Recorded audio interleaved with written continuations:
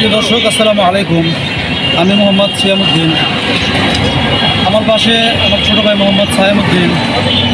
আমরা বিগত 26 জানুয়ারি 2025 আমাদের নিজস্ব জেলা মাদারীপুর থেকে পায়ে হেঁটে সারা বাংলাদেশ সফর করার উদ্দেশ্যে বের হয়ে আলহামদুলিল্লাহ, আল্লাহ তাআলার শুকরিয়া, অলরেডি আমরা 23 জেলা ক্লিয়ার করে এই নাটোর জেলা আমাদের 23 নম্বর জেলা।